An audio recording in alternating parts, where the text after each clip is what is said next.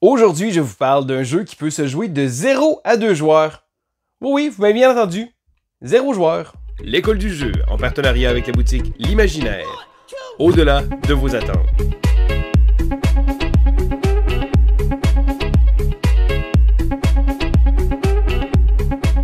Bonjour et bien l'école du jeu, mon nom est Sylvain et je vous présente aujourd'hui le jeu So You've Been Eaten. Alors il s'agit d'un jeu de 0 à 2 joueurs d'une durée d'environ 30 minutes. C'est un jeu qui a été designé par Scott Almes qui est connu pour sa série des Tiny Epic. Donc le designer a également fait plusieurs autres jeux, mais c'est un designer qui récidive cette fois-ci avec un jeu avec une prémisse bien originale. C'est parce que oui, on va pouvoir jouer à 0 joueurs. Et pourquoi? Eh bien à la base c'est un jeu à 2 joueurs et chaque côté va contrôler soit la bête ou soit le mineur. On peut choisir d'avoir une bête avec un automa.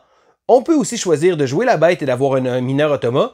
Mais on peut également choisir de jouer avec 2 automas, d'où le 0 joueur. Et là, c'est une première fois que le jeu est publicisé comme ça.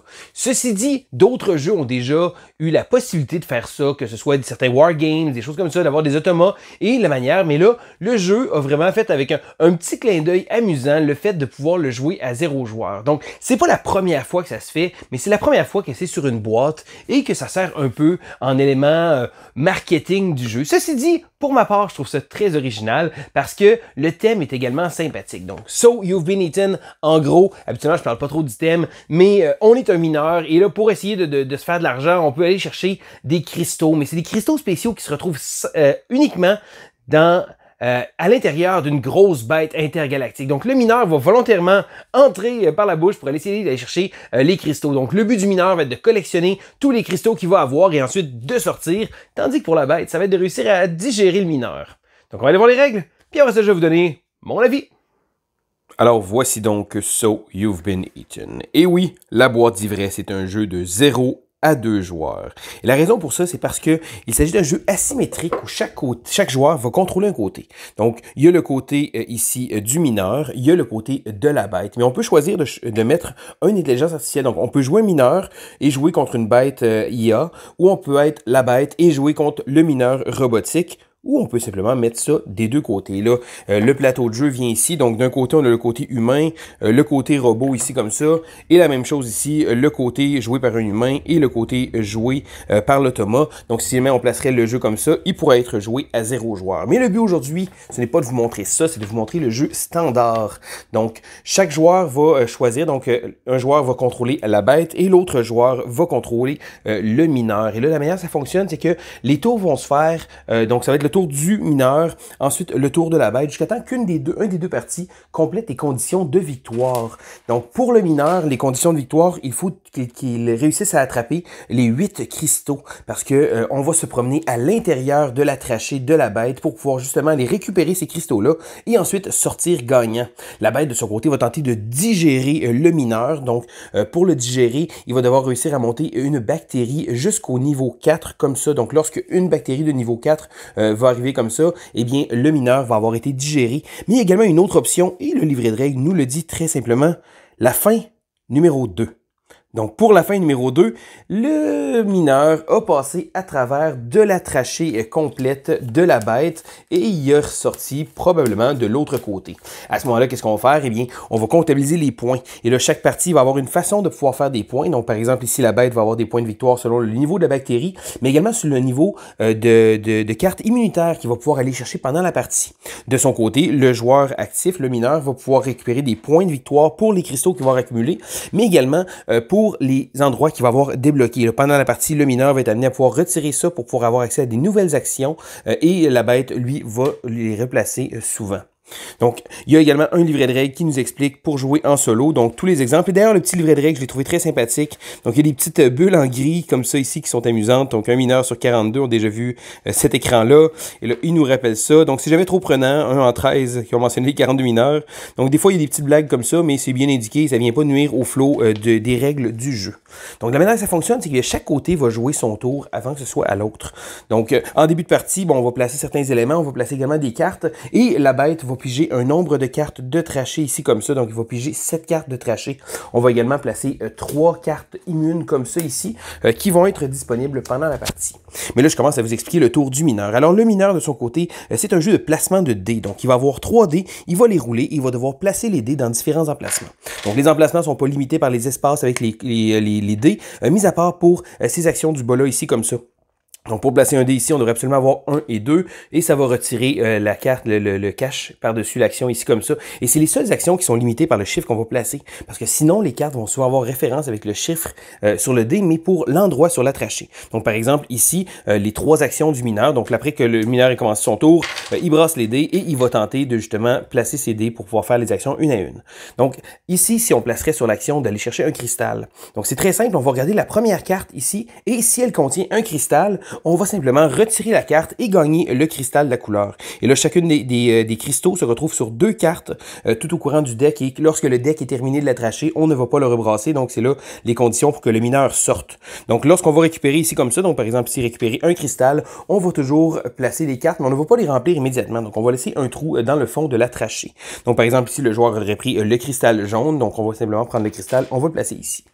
La prochaine action qu'on peut faire, c'est de pouvoir retirer des cartes. Et là, la manière que ça fonctionne, c'est qu'on va pouvoir attaquer les cartes si elles partagent une bactérie. Donc, par exemple, il faut obligatoirement que 2 cartes de la même couleur soient une à côté de l'autre. Et il faut également que le chiffre fonctionne. Donc, par exemple, ici 3, 1, 2 et 3, on regarde la carte. Elle est adjacente avec une de sa même couleur. À ce moment-là, on va pouvoir les retirer les deux. Donc, on a réussi à les attaquer. Encore une fois, on va glisser comme ça ici.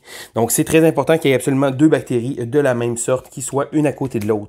Là, une autre action qu'on peut faire ici, c'est l'action de stun. Donc, l'action de stun, donc, par exemple, ici, avec un 5, ce serait pas très pratique. On va dire un 1. On va prendre la première carte et on va pouvoir la repousser. Donc, le but de faire ça, c'est de peut-être pouvoir réussir à enligner des bactéries de manière à qu'on puisse les attaquer ou d'aller récupérer des cristaux, parce que les cristaux, c'est très important d'aller les chercher. Et là, chacune des actions, on a également une action bonifiée qu'on peut avoir. Donc, par exemple, ici, on va pouvoir aller chercher des outils. Donc, certaines cartes, au lieu d'avoir des cristaux, vont avoir des petits outils comme ça. Et lorsqu'on va prendre une carte avec le bon chiffre et qu'on va viser la carte, on va pouvoir la retirer et recevoir l'outil. Un petit tête de jeu nous vient avec les indications sur chacun des outils et comment s'en servir.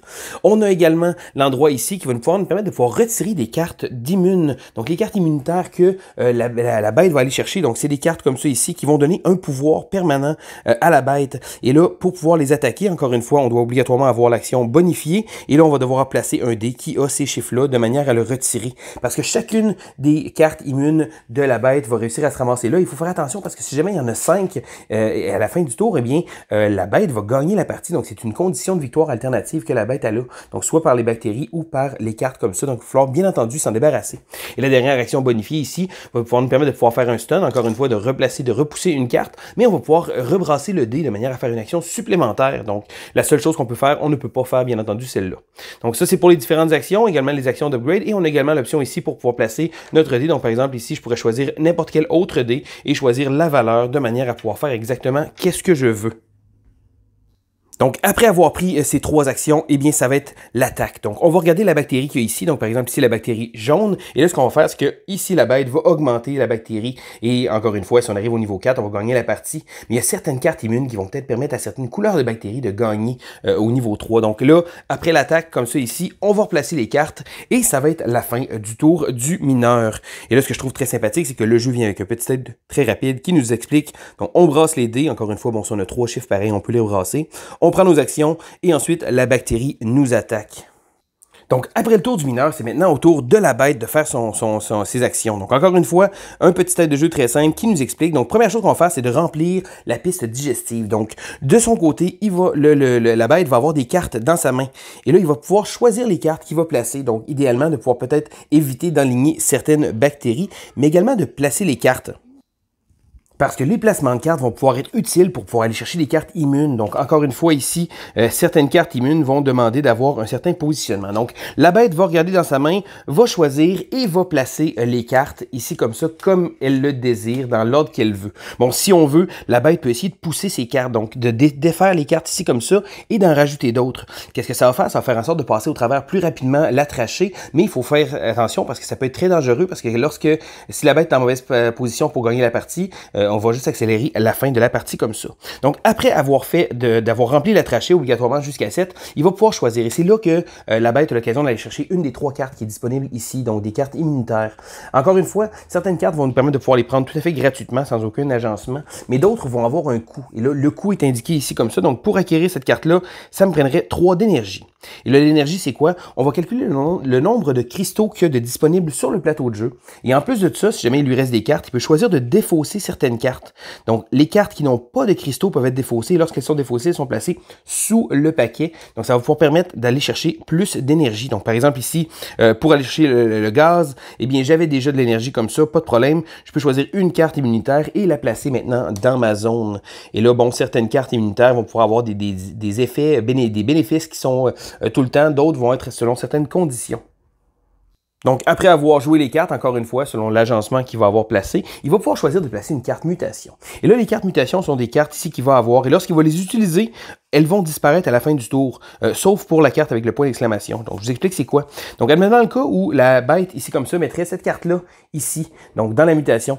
À la fin du tour du mineur, lorsque le mineur se fait attaquer par la bactérie, on va révéler la carte qu'il y a ici. Et si la carte est de la même sorte, donc de la même couleur, à ce moment-là, on va pouvoir avoir un bonus. Et le bonus va être de faire en sorte que le joueur mineur va devoir replacer des couvertures comme ça d'action. Et s'il ne peut pas, il va perdre des cristaux. Donc, il va toujours avoir un effet de pouvoir faire des downgrade de l'autre côté selon certaines conditions. Mais là, que la carte est réussie ou pas, elle est défaussée. Donc, c'est la raison pour laquelle on a le point d'exclamation qui peut être un bluff, qui va être la carte qu'on va retourner à notre main. Donc, après avoir fait son tour, ça va être au tour du mineur qui va reprendre ses mêmes actions. Donc, retirer 3D, faire ses actions comme ça, jusqu'à temps qu'un des deux parties ait réussi à accomplir ses conditions de fin de partie ou encore qu'il soit passé au travers et qu'il fasse un numéro 2. À ce moment-là, on va comptabiliser les points de victoire pour déterminer le gagnant. Et là, comme je vous expliquais, le jeu vient avec un autre côté et des petits aides de jeu qui vont nous expliquer bon, la séquence du tour pour le robot mineur. Donc, si jamais on veut être la bête et on va faire ici les règles pour le robot mineur. Il y a également les règles pour la bête qui hiberne. Donc, encore une fois, on va brasser le dé. On va avoir certains bonus qu'on va pouvoir aller chercher, des choses comme ça. Et là, il va y avoir également ici, ils vont nous expliquer toutes les façons de pouvoir jouer avec les deux parties de l'intelligence artificielle. Et là, advenant le cas où on réussisse à passer de l'autre côté, on va calculer les points de victoire. Ils vont être déterminés par le nombre de cristaux que le mineur va avoir eu, donc, et le nombre de tuiles comme ça qui va avoir été retirées. Donc, ça va donner ses points de victoire. Du côté de la bête, eh bien, on va regarder si jamais elle a réussi à atteindre le niveau 2 ou le niveau 3 avec certaines bactéries, ça va donner des points de victoire. Mais également, les cartes immunitaires vont donner un certain nombre de points de victoire. Donc, la plupart vont en donner un, mais il y en a quelques-unes qui vont donner un chiffre différent. Cependant, malheureusement, la bête va également perdre des points. Donc, pour chaque cristaux qu'il va avoir gardé de manière très avare dans sa main, pour ne pas le mettre là, il va perdre un point de victoire. Donc, c'est important de bien gérer sa main pour ne pas rester pris avec une tonne de cristaux dans les mains. Et je veux faire une petite note sur le matériel parce que le jeu vient avec des cristaux et des bactéries comme ça sur du carton, mais on a également les ressources qui sont incluses dans la boîte de base. Donc habituellement, le genre de choses qu'on voit dans un bonus Kickstarter, je sais pas si c'est un stretch goal ou quoi que ce soit. Moi, j'ai la version magasin, donc des petites choses comme ça, je les trouve très jolies. Même chose du côté des bactéries, donc les bactéries ici comme ça, donc des deux côtés, c'est pas collé, c'est pas un collant dessus. J'ai trouvé que la qualité des petits jetons était très très jolie et ça a été une belle surprise de les voir dans la boîte. Et voilà, ça fait le tour des règles de So You've Been Eaten. Alors, je vous ai pas parlé de toutes les règles de chacun des automas. Je vais garder ça relativement simple. Maintenant, je vais répondre à la question, est-ce que le jeu est meilleur parce qu'il se joue à 0 joueurs? Non. Est-ce que c'est une gimmick? Oui. Mais par exemple, ça rend le jeu plutôt cool. Donc, jumelé au thème, j'ai trouvé que So You've Been Eaten est vraiment un petit jeu léger. Faut pas s'attendre à un grand jeu. C'est pas un jeu qui va révolutionner rien, mis à part la petite plug de marketing du 0 joueur, que moi, pour ma part, je trouve sympathique. Ça reste que c'est un petit jeu intéressant, mais sans plus. Et souvent, c'est un peu le designer Scott Hans qui a produit énormément de jeux. Et là, je parle en général de la série des Tiny Epic, qui est une série très prolifique. Le designer produit énormément de jeux, une belle série, une belle niche. Il y a des gens qui adorent ces jeux-là. Mais pour ma part, la série des Tiny Epic, c'est pas des jeux que je trouve vraiment exceptionnels. C'est des jeux qui ont tous une bonne prémisse, mais que j'aurais pris pas Tiny. Donc, c'est des jeux qui, oui, rentrent dans une toute petite boîte, mais à chaque fois que je me dis, ah, j'aurais aimé ça, ce jeu-là, mais avec un plus gros déploiement, plus grosse boîte, plus grosse chose, alors que c'est la base même du concept. Donc, c'est un designer qui produit beaucoup de jeux, c'est un bon designer, qui fait jamais des jeux exceptionnels. Et So You've Been Eaten, malgré la petite twist, bon, très, très original, c'est un jeu que j'ai quand même aimé. C'est un jeu que je vais probablement faire quelques parties d'un bord et de l'autre. C'est un jeu à 2 joueurs qui est relativement simple à montrer, une belle petite asymétrie. Donc, d'un côté, le mineur va avoir une espèce de jeu de dés, de placement de dés, tandis que la bête va avoir de la gestion de cartes à faire, il va devoir essayer de gérer. Et là, au début, il y a des choses qu'on se rend pas compte, puis après quelques parties, on commence à comprendre un peu plus. Comme au début, j'avais de la misère à comprendre pourquoi la bête voudrait essayer de digérer à vitesse rapide. Donc ça, c'est quoi? C'est que en début de tour, la bête peut jouer des cartes supplémentaires de sa main de manière à faire rouler, si on veut, les cartes. Mais là, je me dis, ben, ça va faire sortir le mineur plus rapidement. Oui, mais si on est en bonne position pour pouvoir gagner, on a beaucoup de bactéries qui sont montées, le mineur n'a pas beaucoup de cristaux. Donc, une espèce de push your luck qu'on va faire avec cet élément-là. Et après quelques parties, là, à un moment donné, j'ai comme compris une partie que j'étais la bête et je me suis dépêché à rouler les cartes le plus que je pouvais pendant que le mineur était en moins bonne posture pour pouvoir essayer d'aller faire mes choses.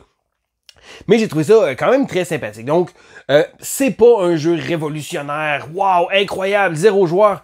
Non, mais c'est une petite gimmick amusante. Puis pour ma part, ça m'a fait sourire. Le thème jumelé avec ça, le fait qu'on peut jouer justement à 0 joueur, je pense que ça fait en sorte que c'est un petit jeu sympathique qui sera pas dans le top de personne. Je vous le cacherai pas, c'est pas un jeu qui est exceptionnel, mais c'est un jeu que j'ai quand même apprécié à jouer. Et pour ma part, c'est ça qui compte, de passer des bons moments à table. Parce que même si le jeu est pas une coche au-dessus, c'est pas un Carnegie, c'est pas un Ark Nova, pas du tout, mais ça prend des petits jeux comme ça qui vont bien passer. Donc, une petite boîte, du matériel qui m'a surpris aussi. J'étais surpris de voir les petits cristaux en plastique, de voir aussi les bactéries. J'ai vraiment été surpris, je m'attendais à ce que ce soit sur le carton, alors que non, ils ont vraiment mis du beau petit matériel. Donc, pour le prix que le jeu est vendu, la durée de jeu, la prise en main, sérieusement, un beau petit thumbs up pour So You've Been Eaten. Alors, c'était Sylvain. Pour l'école de jeu, on se dit à la prochaine.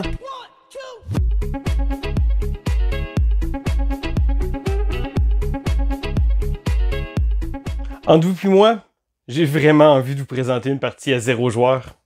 À suivre, peut-être, probablement.